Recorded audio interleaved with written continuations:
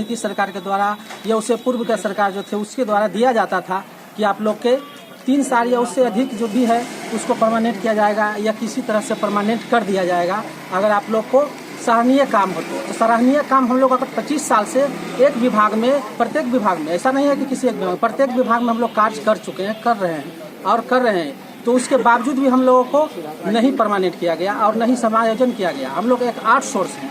Outsource में जब हम लोग का सबसे पहले बेल्ट्रॉन से जब एग्जाम लिया जाता है तो एग्जाम में ये नहीं कहा जाता है कि आप लोग को आउटसोर्स किया जाएगा, उसमें सीधे बेल्ट्रॉन जो बिहार सरकार का एक उपक्रम है, एक कंपनी है, उसके द्वारा हम लोग को पहले एग्जाम लिया जाता है। एग्जाम लेने के बाद उसके बाद हम लोग को जब ज्वाइनिंग दिया जाता है तो उसमें किसी आउटसोर्स कंपनी को दे दिया जाता है, उर्मिला के द्वारा हम लोग को ज्वाइनिंग दिया जाता है, जिससे हम लोग को आउटसोर्स कहा जाता है। आउटसोर्स के माध्यम से हम लोग को न किसी प्रकार के सरकारी कर्मी के दर्जा दिया जाता है और अन्य भत्ता भी नहीं दिया जाता है।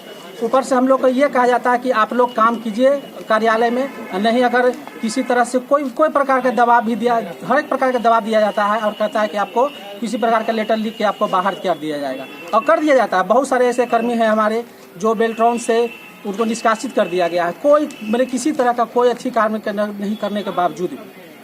इसीलिए हम लोग पूरे बिहार में जितने भी डाटा एंट्री ऑपरेटर हैं, इसके लिए हम लोग नीतीश सरकार से और सरकार से तेजस्वी जी से, जो आज के डेट में बहुत सारे शिक्षक को भी ये वेतनमान पर जो नियोजित किए हैं, तो हम लोग भी चाहते हैं हाथ जोड़ के डाटा एंट्री ऑपरेटर सभी कि आप लोग हमारे बातों को भी सुनिए और हम लोग इसके लिए सरकार से आह्वान करते हैं और हाथ जोड़ के विनती करते हैं कि हम लोग को बातों को सुना जाए, क्योंकि हम लोग ऑपरेटर जिला इकाई अनुमंडल अध्यक्ष। क्या मांगे हैं आप लोगों का? हम लोगों का मांग है कि सेवा समायोजन हम लोग का होना चाहिए, क्योंकि हम लोग आउटसोर्सिंग से आते हैं। अच्छा। हम लोगों को कहा जाता है कि आप न बेल्ट्रॉन के हैं न आप सरकार के हैं, तो हम लोग हैं कौन?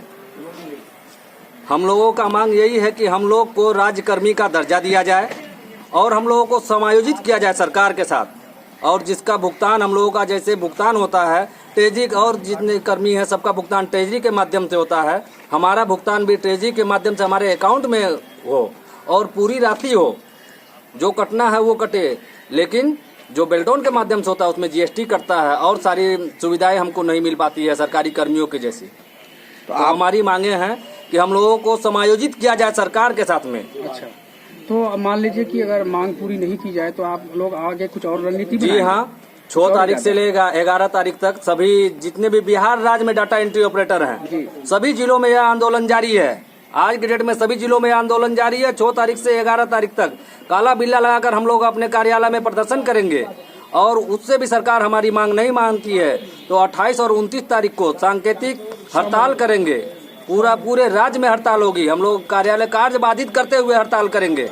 अगर उनसे भी हमारे सरकार हमारी मांग नहीं मानती है तो हम लोग पटना में भी धरना करेंगे, जरूरत पड़ेगी तो आश्वासन मिला आपको? देखिए, हम लोग ने 2015 में भी अपने हक की लड़ाई के लिए मांग किया था, हम लोग हड़ताल भी किए, तो कुछ बातों पर सहमति बनी सरकार की और कुछ बात मतलब स्वीकार किया सरकार, जिसका की सुविधा मतलब फायदा अभी सारे कर्मी को मिल रहा है। अच्छा। जैसे 10% वेतन वृद्धि 6 महीना में रेगुलर करना पड़ता था जब, तो वो अब हम लोग की जॉब जो है 60 साल के लिए कर दिया गया।